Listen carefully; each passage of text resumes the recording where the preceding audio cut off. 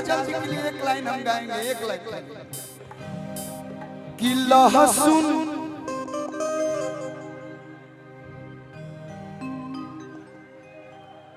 आपके लिए कि लहसुन मिर्चा के चटनी तू बारू हो धर्म पत्नी हो लहसुन। अरे वाह भैया लीजिए मेला चलता जाके छोला चाट खा लिया का भैया। देखा तेरा 500 से बिना हिलावतिया मत फेरा में पड़ी लो। लगा दो भाई वो डांस लगा दो, इसके बाद में भाई भिक्कू गाएगा।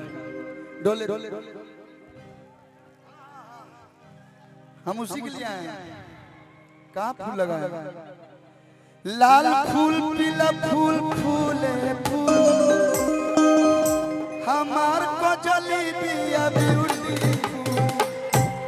वाह अरे बाबा अंकल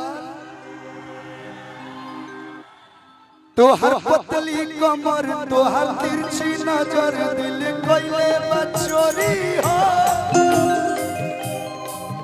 करी कजरा के धारा के जान मार बड़ रूप के कटोरी।